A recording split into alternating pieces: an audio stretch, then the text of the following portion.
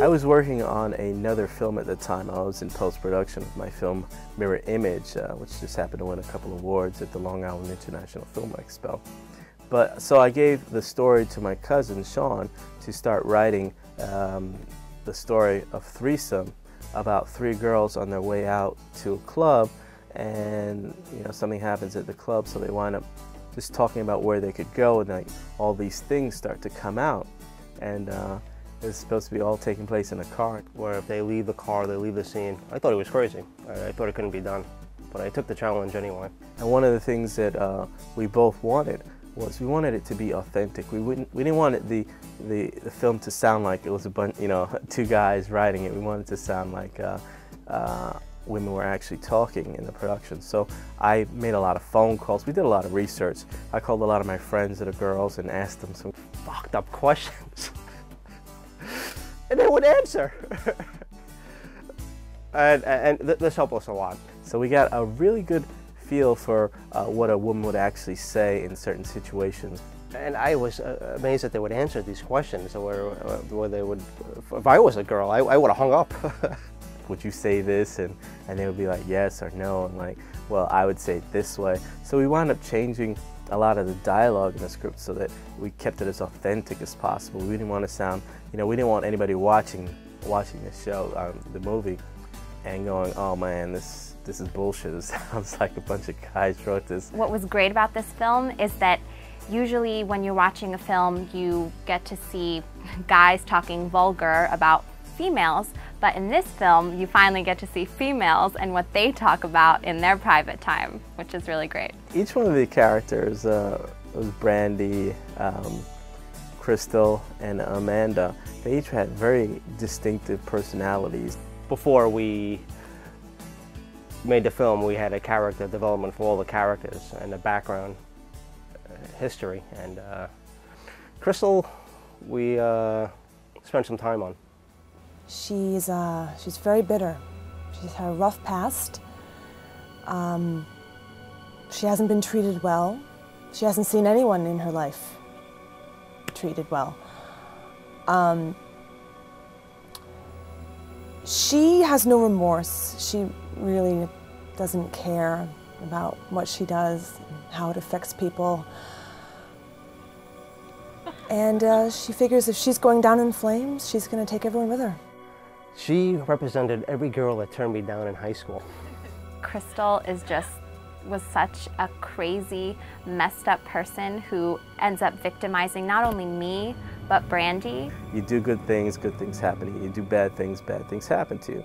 And pretty much that's the way I wanted everyone to go into looking at this film. It's just like, the girls they're acting horrible, they're doing bad stuff, but in the end, like, they had to pay for their actions, basically. It's like, so the universe pretty much, took care of its own. It policed its own. There was no reason for, you or anybody else to judge them. They must face the consequences of their actions. Brandy is the only three-dimensional character in this story. She's three-dimensional because she has a revelation. She changes. It wasn't hard for me to play the part because I haven't actually gone through anything like that myself, but I had a friend, a very good friend, a long time ago. She went through a situation similar to this when we were younger, and I got to talk to her about all her thoughts and just everything that she was going through during the process of the events that were happening, which are quite similar to this, which is strange. And that kind of I was able to bring that up from my memory to kind of use toward my emotions for the film. Yeah, the turning point of the script is when the pregnancy is revealed, and I felt like that's a nice little twist, but I felt like there wasn't enough consequence in just the pregnancy of Brandy's actions and like all their actions. So that's when I decided to add in the Hep C thing.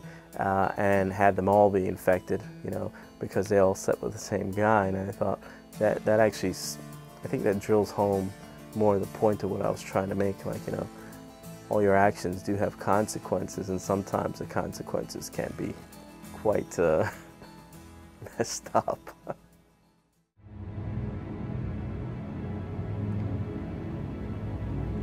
You know, you should get tested.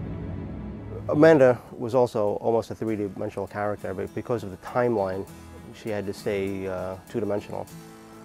She was the environmentalist, gung-ho, Captain Planet's want to save the world kind of character. Pretty much like myself, part of me. To me, it shouldn't be called Earth Day at all, because the Earth, you know, it's just a matter of like, we won't be able to survive on the planet. You know, the Earth will still be here. The Earth is going to be fine. Like, no matter what we do, eventually it'll fix itself. I mean, we won't be around. We won't be able to live on here anymore, but, you know, the Earth will be fine. So I really think they should change the slogan. Amanda is completely about nature. She is so one with nature. She wants to help everyone and everything she possibly can.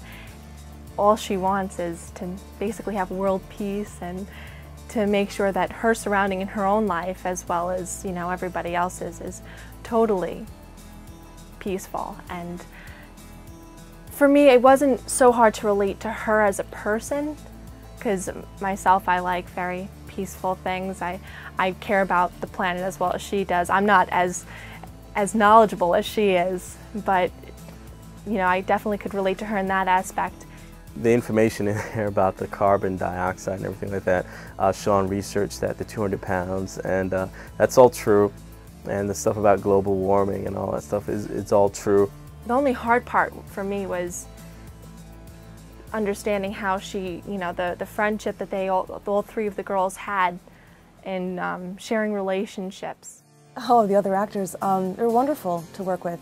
Pamela and Brittney, professional, eager, energetic, always ready and available. They're wonderful. We always had girl talk. That was another thing that we were always doing for hours on end on set. While we were waiting, we were just chatting about our lives and even our issues and things like that, that all the guys on set were like, why are they talking about this stuff? I loved them. We all got along so well. It was actually really quite funny. We all like were running lines together and we're like, I'm so glad you guys aren't divas, and it was really awesome. You know, that was all really thanks to our director. He casted us very well.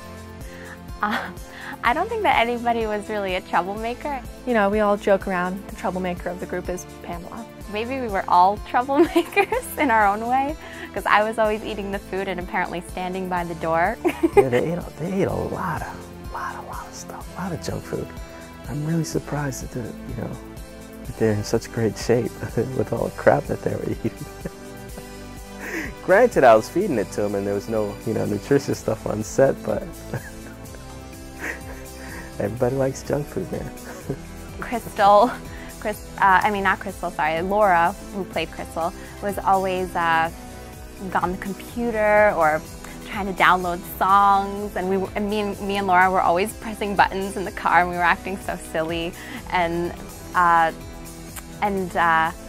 Brittney was like always like taking a nap, or I don't know, straightening everyone's hair.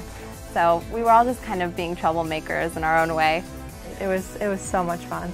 I really can't say that someone wasn't more committed or anything along those lines. We all really cared about this a lot, and I would never have changed a thing. Everything was so great. The troublemaker, I would have to say, was Andrew. I blame him for the blackout.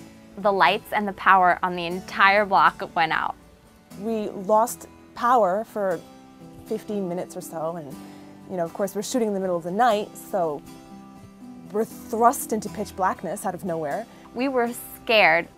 We had the lights and the cameras out, and it attracted a lot of neighbors.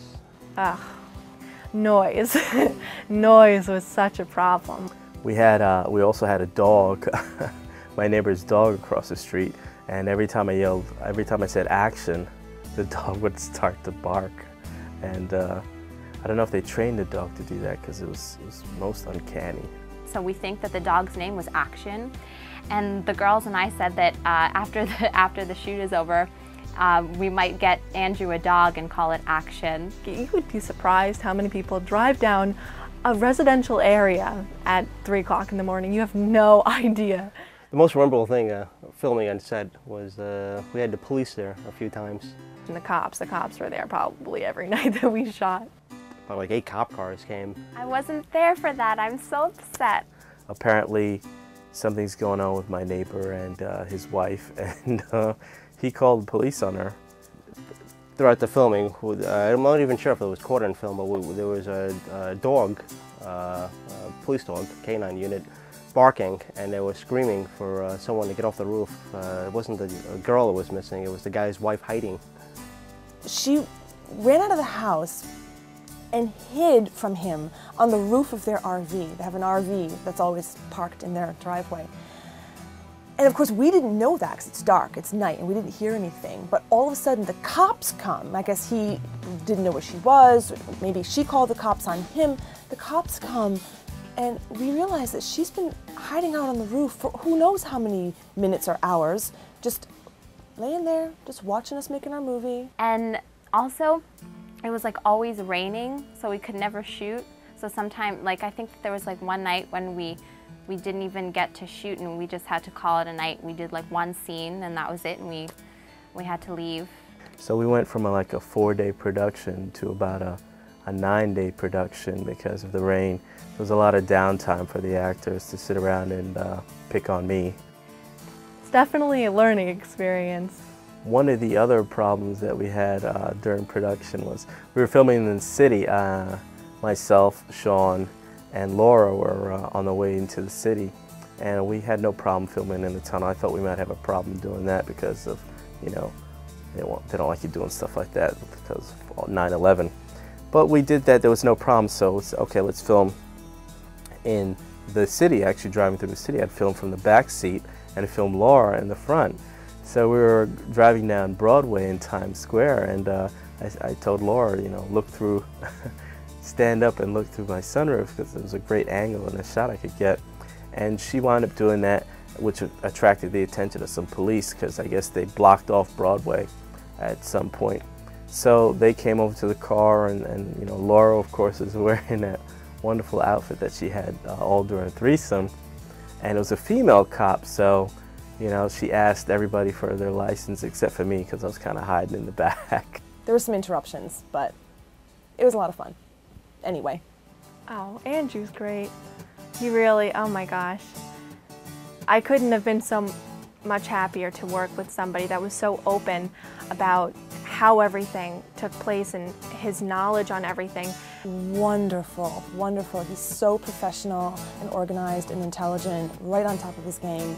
So another aspect of Andrew's directing that was really great was if he thought that something, that a line just wasn't genuine or just wasn't what he thought would work for the scene, he would let you do it over and over again as much as you wanted in order to get it right. And sometimes, you know, he gave me a lot of time before I had to do an emotional line, you know, and I just had to come out of it from nowhere. He would give me a lot of time to get into it and just stare out into space and think about something sad.